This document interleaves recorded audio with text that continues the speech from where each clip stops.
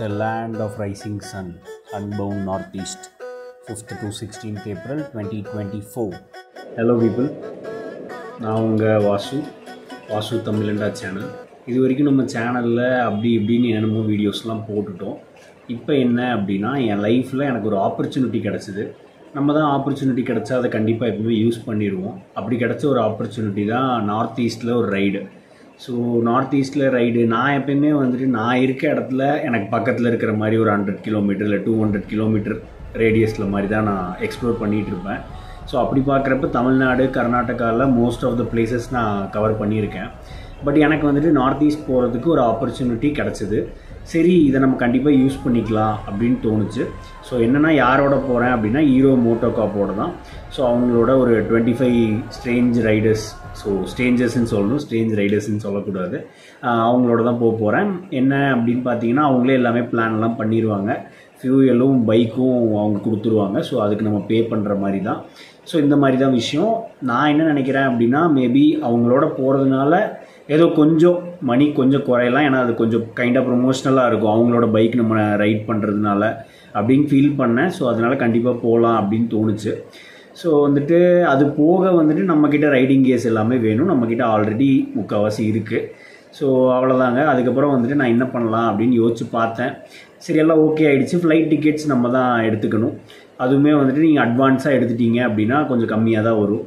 இப்போ நான் உங்களுக்கு வந்துட்டு மேப்பு காட்டுறேன், என்ன பிளானு, எந்த வழியில் போய் எப்படி எங்கெங்கே என்ன பண்ண போகிறோம், அப்புறம் என்னென்ன ஐட்னரி, இது எல்லாத்தையுமே நான் உங்களுக்கு காட்டுறேன்.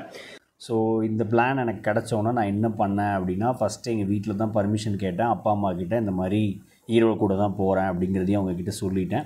சொன்னதுக்கப்புறம் அவங்களும் எனக்கு க்ரீன் சிக்னல் கொடுத்துட்டாங்க. நெக்ஸ்ட்டு வந்துட்டு எங்கள் ஆஃபீஸில் என் மேனேஜர்கிட்ட டிஸ்கஸ் பண்ணேன், என்னோடய ப்ராடக்ட் ஓனர்கிட்ட, அப்புறம் டீமில் எல்லாருக்கூடையும் டிஸ்கஸ் பண்ணேன். அவங்க எல்லாமே பாசிட்டிவாக தான் சொன்னாங்க. தாராளமாக போயிட்டு வாடா அப்படி இப்படின்னு தான் சொன்னாங்க. ஸோ அதெல்லாம் எனக்கு ரொம்பவே சப்போர்ட்டிவாக இருந்துச்சு. இதெல்லாம் தான் பார்த்தீங்கன்னா temperature, date, duration, highest altitude இதெல்லாமே நீங்கள் பார்க்கலாம். ஸோ இந்த தவாங் அப்படிங்கிற பிளேஸில் வந்துட்டு ஸ்னோலாம் இருக்கும் அப்படின்னு கேள்விப்பட்டேன். நெக்ஸ்ட்டு ரூட் பிளான் பார்த்தீங்கன்னா இதுதான். ஸோ நம்ம டே 0 வந்துட்டு குவாஹாத்தியில் ஆரம்பிக்கிறோம். அங்கேருந்து கோகிமா, ரியோபீமா, Majuli is the world's largest river island அப்படின்னு சொன்னாங்க. நெக்ஸ்ட் அங்கேருந்து 4th and 5th டே கொகோரா, அதுக்கப்புறம் டிராங், அண்ட் தென் தவாங் அப்படிங்கிறது தான் ஹையஸ்ட் ஆல்டிடியூட் ஏரியா, அங்கே சைனா பார்டர் கிட்ட. ஸோ அங்கே ஸ்னோலாம் பார்க்கலான்னு சொன்னாங்க. ஸோ அப்படியே ரிட்டன் குவாஹாத்தி வர்றது வந்துட்டு நம்ம வந்த ரூட்டில் வராமல் டிஃப்ரெண்ட் ரூட்டில் தான் வரும். So 10th and 11th day Shergaon, and then Guwahati, and குவாஹாத்திலேருந்து நான் திருப்பி ஃப்ளைட்டில் பெங்களூர் வந்துடுவேன். ஸோ இதாங்க பிளானு. ஸோ ஐட்னரி பார்த்தீங்கன்னா, இந்த சேனலில் ஒரு நார்த் ஈஸ்ட் பிளேலிஸ்ட் பண்ணணும் அப்படிங்கிறது எனக்கு ஆசை. ஏன்னா வந்துட்டு நான் என்னென்னமோ பண்ணியிருக்கேன். ஸோ இது பிளேலிஸ்ட்டையும் ஒன்று பண்ணிடலாம். இதுதான் வந்துட்டு எனக்கு ஒரு ரொம்ப லாங்கான வீட்டை விட்டு போகிறேன் அப்படின்னு சொல்லலாம். இப்போ வந்துட்டு நான் பெங்களூரில் தான் இருக்கேன். இன்றைக்கி டேட் வந்துட்டு பார்த்தீங்கன்னா 18 அப்படின்னு தான் சொல்லணும். ஏன்னா 18 தான் இன்றைக்கி. இப்போ வந்துட்டு நான் அதுக்காக என்னென்ன ப்ரிப்பேர் பண்ணேன் அப்படின்னு பார்த்தீங்கன்னா, ஃபஸ்ட்டு திங் வந்துட்டு நீங்கள் ஒரு இடத்துக்கு போகிறீங்க அப்படின்னா ஆல்ரெடி அங்கே போன பீப்புளுக்கு கால் பண்ணி கொஞ்சம் பேசுங்க.